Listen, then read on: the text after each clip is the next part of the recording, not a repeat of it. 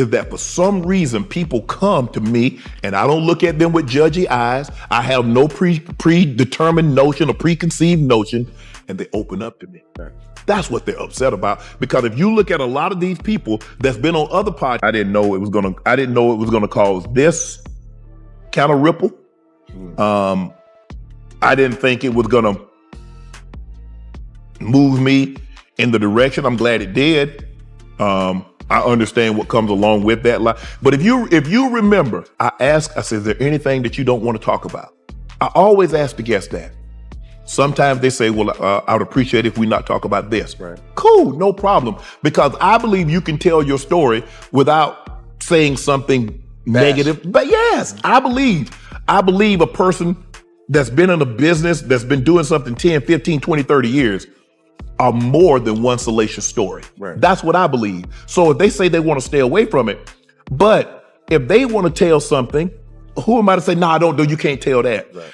People are... Because Cookie from the show Empire, I was offered that role. Now Taraji tore it up, baby, listen here. However, I was offered that. Then Felita called me back and say, baby girl, they said you're too difficult to work with. But you hear on the audio that a man told David Talbot I was difficult to work with.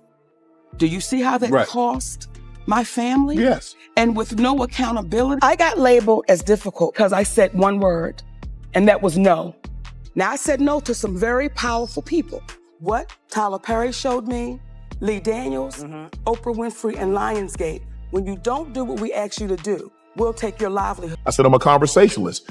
But what people are upset about is that for some reason people come to me and I don't look at them with judgy eyes. I have no predetermined notion or preconceived notions, and they open up to me. Right. That's what they're upset about. Because if you look at a lot of these people that's been on other podcasts, they don't do the views that they do when they come on Club Shay Shay. Don't do sit downs, you see what I'm saying? Kim, I've been trying to line Katt up for a year. I tried to line him up for a year. People don't know this, but Katt doesn't like to fly. I'm getting off the elevator. As I'm getting off the elevator, a lady's getting on. Right. She said, hello. I said, hey, how you doing? I'm Shannon Sharpe. She tells me her name. She's like, I've never seen you here before. I said, yeah, my attorney's here, Marvin. She said, oh, I love Marvin. I love Allison, who's his daughter. She said, oh, I said, I've never seen you here. I said, I've been coming here 3-4 years. I've never seen you. She said, oh man, I'm sorry. I'm just not meeting you. She said, today is my last day. I said, what? She said, yeah, today is my last day. I said, you got a new job? She said, I'm leaving to be Katt Williams' tour manager. Wow. I said, I've been trying to get Katt for a year. That was a Friday. The next Friday, Katt sitting in that chair. Look at God. The next heard about it. But when Katt came on and did what he did, now you had no choice. Advertisers, sponsors had to take Club Shay Shay serious. Right. People that did, he just this, he's a dumb jock, he talked with a lisp. Well, that dumb jock that talked with a lisp has the #1 podcast on YouTube. Not sports podcast. Today, Kevin doesn't have to worry about what people are going to say about him wearing a dress because of the long line of dress-wearing people before him. So now we had Big Mama's house 1, 2, and 3. Yeah. I've never seen Madea in a pantsuit. I think she wears dresses. So now I'm saying, why are we picking on poor little Kevin Hart? Because it was his turn next. Us are against the Illuminati, and we are against the Illuminati at our own detriment. When people are against the Illuminati, then they get punched in the face all the time. The press hates them, and nobody likes them. But Kim, I didn't know it was gonna cause this kind of ripple. I didn't think it was gonna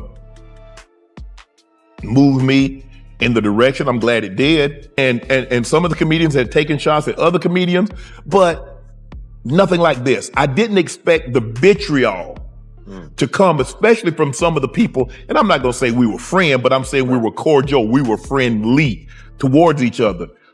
Some people that I've kind of helped behind the scenes, and to see them attack, oh, I wouldn't have let him do this, I wouldn't have said that. Katt told every goddamn everything.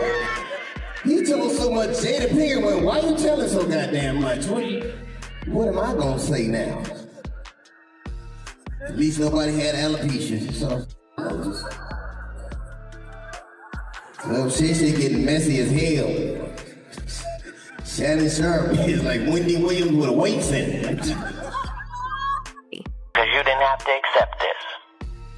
You could have just said, no, I'm not going to do it. You have been the king of comedy as long as we've had one. Matter of fact, the whole phrase, king of comedy, can be attributed to you.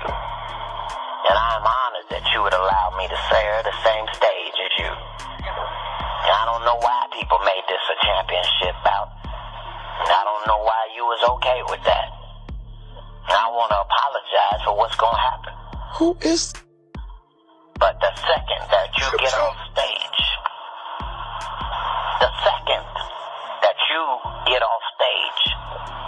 I need you to understand that that's your final time as the king of comedy. And this my closing remarks are going to be seem a little discombobulated, but I haven't really had time to put it together. It's just some thoughts that I've been having. I want to address what's being labeled as comedy beefs. Y'all, comedy was never designed to be this. Comedy is a great art form. It's always been for the best stand-ups to come into people's lives, homes, theaters, and provide just as hard a laughs as we possibly could. As a stand-up, has always been my only goal. This thing that's going around now about comedy beefs, it's only coming really from a few people. It's really not the overall thing. 85 South ain't beefing with nobody. And those are the youngest comedic giants out there. 85 South ain't beefing with nobody. You know, them cats come from the hip hop culture. What you're seeing, man, in these comedy beefs are people who aren't where they used to be. And all of a sudden are using this thing called comedy beefs as a way to get some light shined on them. That's not what comedy is, man. It's just not. I'm going to tell you something. Now, I'm not saying any names. A lot of people are listening to Shannon Sharpe's podcast, Club Shay, since his controversial chat with Katt Williams earlier this year. There has been a lot of debate in the entertainment business because Shannon has done a lot of interviews with well-known people that have revealed hidden truths about big names like Diddy. The press and Miss O Shannon's show has been getting a lot of attention ever since his interview with Katt Williams went live. The secrets that have been told have opened people's eyes, so it's easy to see why some people would like the show to stop before more secrets come out. Shannon is not holding back. He is publicly charging these powerful people of trying to kill his show and ruin his life because he won't take down some interviews. He has even hinted that he knows more information that could be used against her and is ready to share it if the pressure doesn't stop. Shannon discussed his show's continued attempts to be shut down and the extent people will go to in order to discredit him. Several of his planned guests had also dropped out, he said. This could be because of the negative feedback he is getting from powerful people in the business. In the interview, Shannon talked about the tough problems he's had to deal with since the Katt Williams episode that got a lot of attention. He also told Cam Newton why celebrities feel safe telling their deepest secrets on his show. Shannon assures his guests that they can steer clear of subjects they find uncomfortable, thereby creating a safe place in which they can share their stories. The industry's response to Shannon's podcast has been intense to the point where his safety may be in danger. Shannon's qualifications have also been criticized by some, who say he is not a legitimate journalist. The show saw steady growth until it exploded after the Katt Williams interview, which now boasts over 70 million views. Interestingly, this landmark interview almost didn't happen as Shannon spent a year trying to get Katt on the show until a chance meeting with Katt's boss made it possible. Shannon explained that he's never claimed to be one. He's a former NFL star and a Pro Football Hall of Fame inductee in 2011. Shannon moved into a successful career as a sports commentator before launching Club Shay in 2020. Despite the podcast's success, Shannon noticed attempts to undermine his career.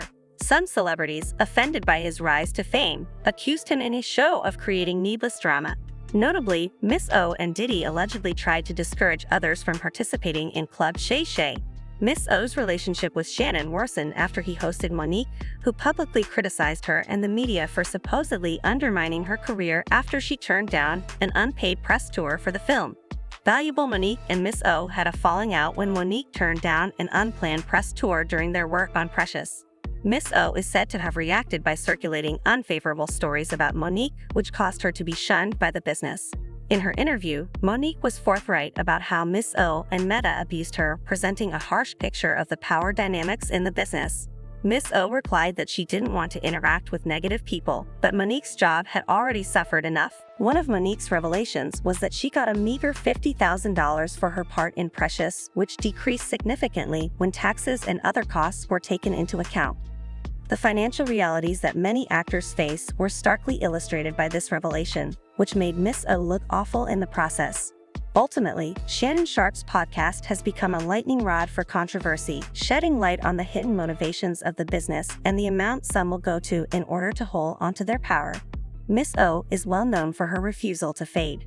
Her presence, the situation worsened once she was charged with lowballing Raji Henson, and Monique's statements fueled the flames even more. However, during the same interview, Miss O wasn't the only one getting attention. Diddy was also criticized by Katt Williams for his improper approaches. Diddy allegedly tried to seduce Katt over the years, and after his initial attempts failed, he offered him $50 million. Katt revealed how desperate Diddy was, and it's shocking that he would consider the chase of such a high amount for a one-night stand enjoyable. Timing-related difficulty until a few weeks after Cassie sued him, charging him with grave wrongdoing. Katt's explosive claims in an interview seen by over 70 million people definitely did not help Diddy's situation. In addition, Monique implicated the media during her expose on Miss O, claiming that the media was angry with Monique for her claimed refusal to work for free, which led to her being black. However, Miss O and the media have consistently denied these allegations, saying that any professional setbacks Monique experienced were her own and not his. Monique explained that she had first given Madea the benefit of the doubt when he called out to clarify the matter, but that finally, she said, he apologized and vowed to make amends, but he never followed through. Madea, according to Monique, lied and played mind games. Even more, Monique claimed to have a tape talk with Madea in which he acknowledged distributing false information that, in spite of his assurances, resulted in her being banned. Given this, it makes sense that Diddy, Miss O, and Madea would want Shannon's podcast to be shut down because the revelations revealed on his show have seriously damaged their reputations. Additionally, Madea reportedly ghosted her later. We'd love to hear your thoughts on this situation, which is absolutely insane. Shannon has hinted that he has even more dirt on different celebrities, which they fear he might reveal next. Fans are interested to know what other secrets might be exposed, and they think Shannon's continued push against these powerful figures is justified. What are your thoughts on the current strife, and do you think Shannon has any more secrets to reveal?